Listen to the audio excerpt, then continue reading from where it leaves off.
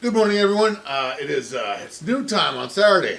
Went out last night, took the night off, shot a little pool till about 10:30, 11, had two drinks, and whoa, I was hungover this morning. God, don't do vodka Red Bulls. They're not nice to you. All right, so yesterday, I believe, I heard a statistic or dada, you know, all that dada everybody thinks they have, uh, about how many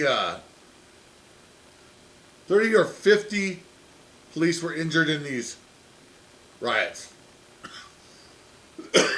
Oh no! Oh no! Our poor police officers got injured. Of course, they never know you. They never tell you the extent of those injuries, how many were serious injuries, how many were actually treated injuries, or how many of them were bumps and bruises. The reason this is important is show me a job where people aren't constantly hurt every night when they go home. Injured, right? Injured. Like football players, pretty much, you know, every game, go to the locker room after work and are injured. Well, they get paid a lot of money. UFC fighters don't get paid a lot of money for most of their career. And they go home every 3, 4 times a year injured, if not, more often from training. Oh, that's choice. That's different. It's sport. No. It's not different.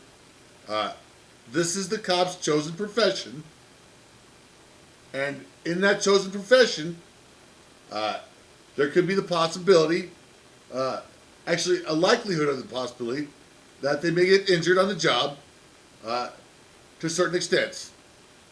And unlike other jobs, say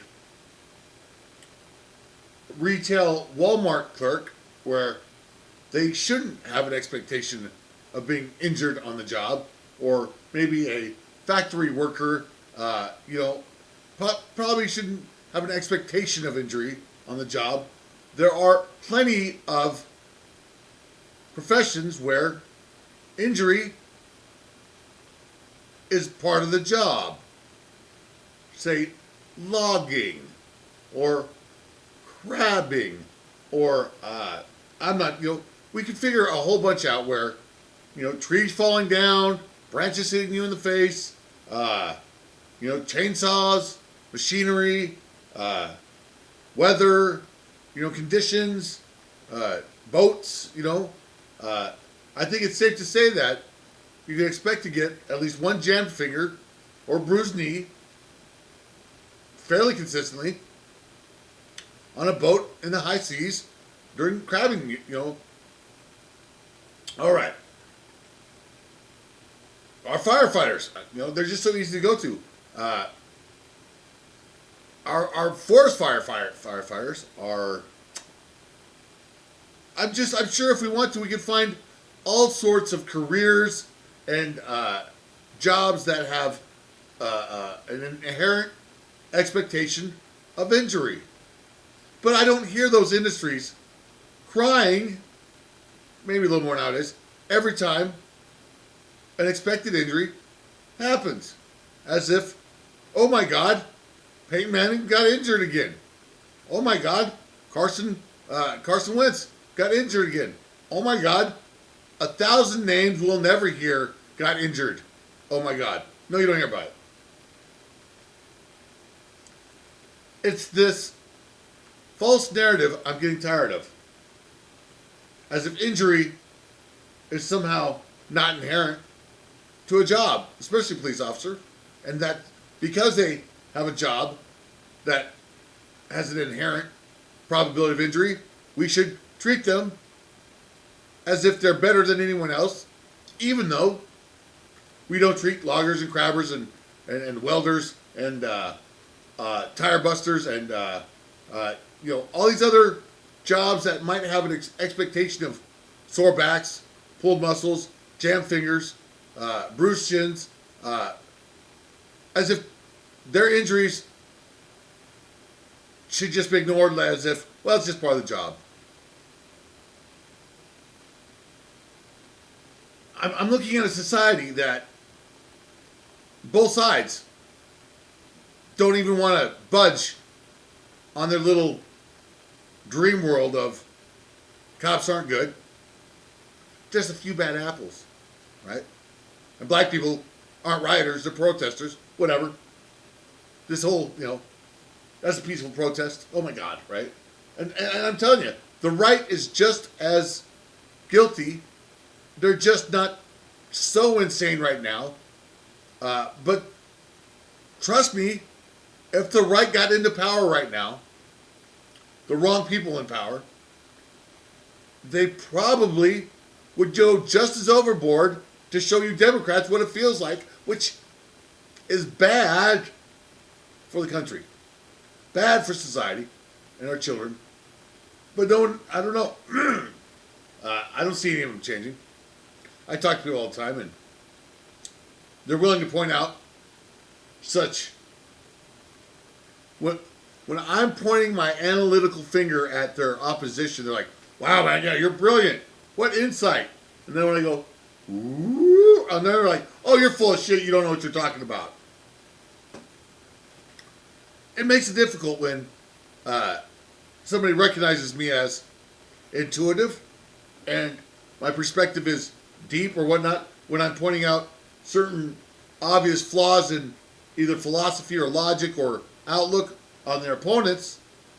But when I try to tell them about certain flaws or illogical stances or corrupted philosophy on their side, they think I'm full of shit and I don't know what I'm talking about. That's like saying an electrician who charges somebody $300 to install something in the right way so that the house doesn't burn down. Well, he's a skilled electrician. But when he comes over and works on your house, you're like, "Oh, you're just full of shit. You don't know what the fuck you're doing and overbilling me." It's about the same type of dichotomy because, an electrician is an electrician and, either he's worth his money or he's not on an individual basis. So what? Yeah.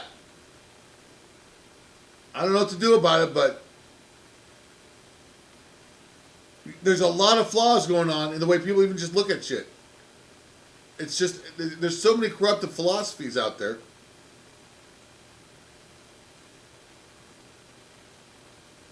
For the news, the media to point out that 50 officers were injured without pointing out, were they seriously injured?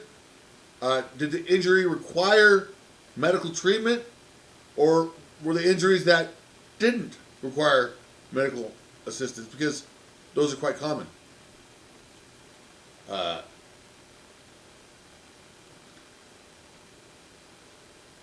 Here's some of my thinking lately on the left-wing liberal.